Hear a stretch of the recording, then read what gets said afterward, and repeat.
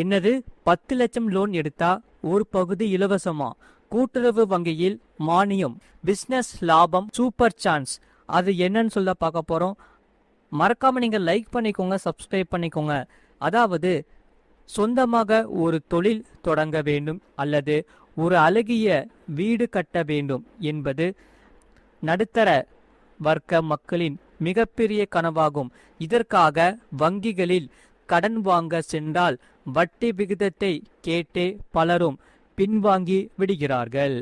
ஆனால் அரசு வழங்கும் மானிய கடன்கள் பற்றி தெரிந்தால் வாங்கிய கடனில் ஒரு பகுதியை திரும்ப செலுத்த தேவையில்லை என்பது பலருக்கு தெரியாத ரகசியமாகவே இருக்கிறது. நீங்க வீடியோக்கு ஒரு லைக் பண்ணிக்கோங்க.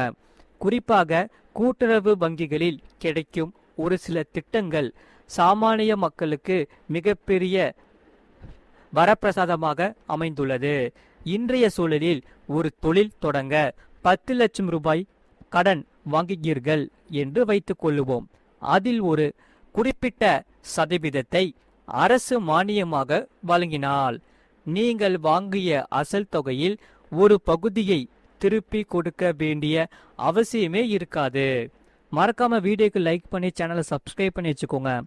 கூட்டுறவு வங்கிகள் வரி சலுகைகள் பொறுத்தவரை இது கேட்பதற்கு ஆச்சரியமாக இருந்தாலும் மத்திய மற்றும் மாநில அரசுகள் பல்வேறு துறைகளுக்கு இத்தகைய சலுகைகளை வாரி வழங்குகின்றன.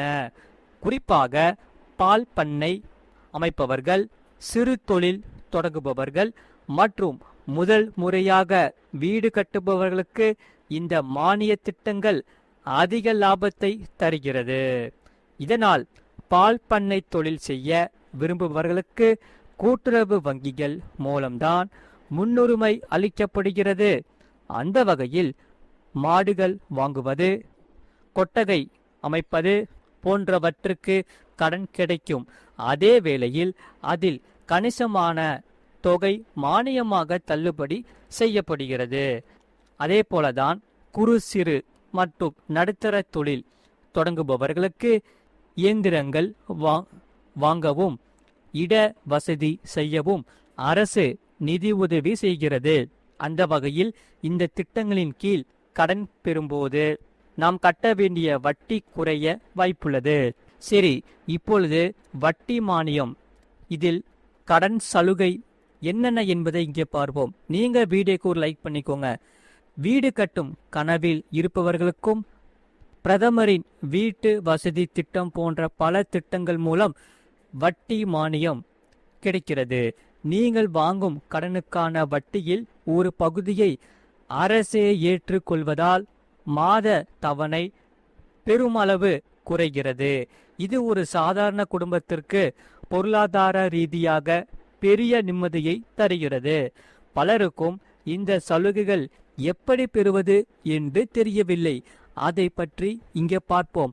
நேரடியாக கூட்டுறவு வங்கிகளை அணுகி அந்தந்த நேரங்களில் செயல்பாட்டில் இருக்கும் மானிய திட்டங்கள் குறித்து கேட்டாலே இதற்கான முழு விவரங்களையும் பெற முடியும். சரி, சேமிப்பு திட்டங்கள் பொறுத்தவரை கடன் என்பது சுமை என்று நினைப்பவர்கள் இத்தகைய மானிய திட்டங்களை சரியாக பயன்படுத்தி கொண்டால் அந்த பணமே உங்களுக்கு ஒரு முதலீடாக மாறிவிடும். வாங்கிய பணத்திலேயே ஒரு பகுதி நமக்கு சேமிப்பாக கிடைக்கிறது என்றால் அதைவிட சிறந்த லாபம் வேறு எதுவும் இல்லை. மறக்காம நீங்க வீடியோக்கு ஒரு லைக் பண்ணிக்கோங்க. அதனால முறையான ஆவணங்களுடன் கூட்டுறவு வங்கிகளை அணுகினால் அரசு தரும் இந்த புதிய ஃப்ரீ பணத்தை சலுகையாக பெற்று பயனடையலாம். உழைக்க தயாராக இருப்பவர்களுக்கு இந்த மானிய கடன்கள் ஒரு ஏணியாக இருக்கும் என்பதுதான் இதன் சூப்பரான விஷயம் என்று சொல்லப்படுகிறது. மறக்காம நீங்க லைக் பண்ணிக்கோங்க, சப்ஸ்கிரைப் பண்ணிக்கோங்க.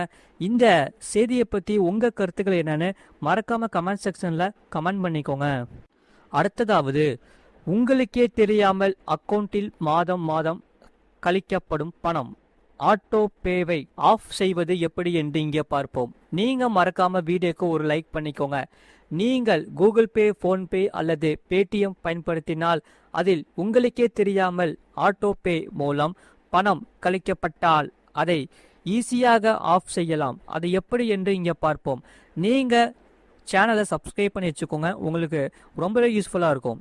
நாம் அனைவருமே நம்முடைய அன்றாட செலவுகளுக்கு கூகுள் பே, போன்பே, பேடிஎம் வரிசையில் யூபிஐ செயலிகளை பயன்படுத்தி வருகிறோம். மின்சார பில், தண்ணீர் bill, gas cylinder, mobile recharge அல்லது ஓடிடி தளங்கள் என அனைத்தும் எல்லாவற்றுக்குமே கட்டணமும் இப்போது ஆன்லைனில் செலுத்தப்படுகிறது.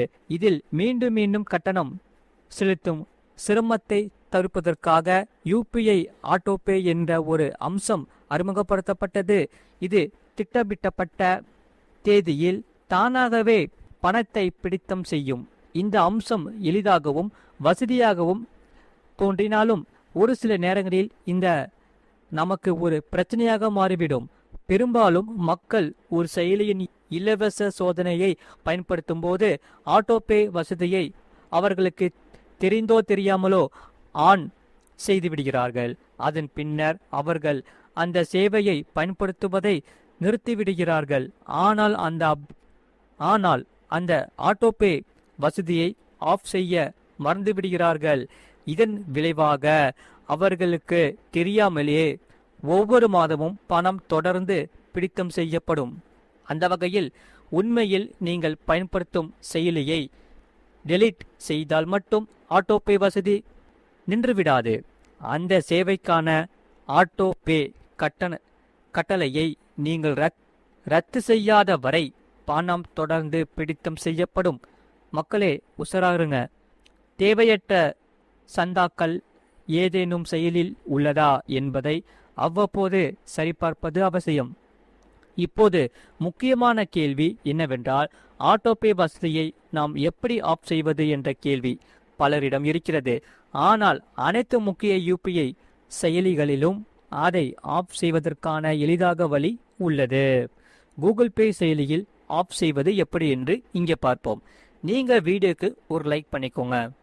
நீங்கள் கூகுள் பே செயலியை பயன்படுத்தினால் செயலியில் உள்ள யூ பகுதிக்கு செல்ல வேண்டும்.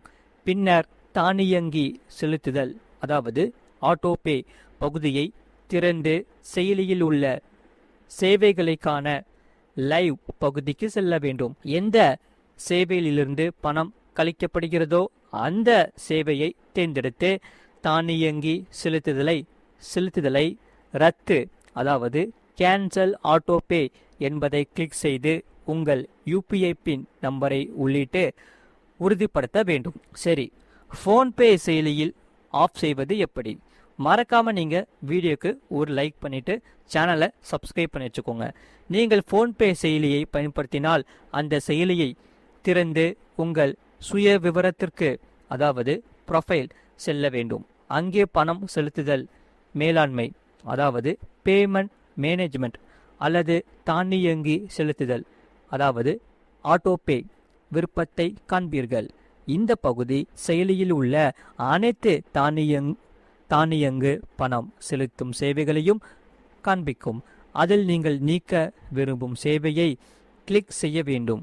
இங்கே நீங்கள் அதை தற்காலிகமாக இடைநிறுத்தம் செய்யலாம் அல்லது முழுமையாகவும் நீக்கலாம். சரி, பேடிஎம் செயலியில் ஆஃப் செய்வது எப்படி என்று இங்கே பார்ப்போம். நீங்கள் வீடியோக்கு ஒரு லைக் பண்ணிவிட்டு சேனலை சப்ஸ்கிரைப் பண்ணி வச்சுக்கோங்க. பேடிஎம் பயனர்களும் தானியங்கு செலுத்துதல் வசதியை எளிதாக ஆஃப் செய்யலாம். இதை செய்ய செயலியின் சுய விவர பகுதிக்கு சென்று யூபிஐ செட்டிங்கில் திறக்க வேண்டும். பின்னர் தானியங்கு செலுத்துதல்கள் அதாவது ஆட்டோமேட்டிக் பேமெண்ட்ஸ் அல்லது பணம் செலுத்துதல் மேலாண்மை அதாவது பேமெண்ட் மேனேஜ்மெண்ட் விருப்பத்திற்கு செல்ல வேண்டும். இங்கிருந்து நீங்கள் நிறுத்த விரும்பும் பேமெண்ட் சேவையை தேர்ந்தெடுத்து அதை ரத்து செய்ய வேண்டும். அடிக்கடி சரியாக வேண்டும். மறக்காம நீங்கள் லைக் பண்ணிக்கோங்க, சப்ஸ்கிரைப் பண்ணிக்கோங்க. இந்த செய்தி உங்களுக்கு பிடிச்சிருந்தா மறக்காம வீடியோக்கு ஒரு லைக் பண்ணிக்கோங்க. உங்க கருத்துக்கள் என்னென்னு கமெண்ட் செக்ஷன்ல மறக்காம கமெண்ட் பண்ணிக்கோங்க.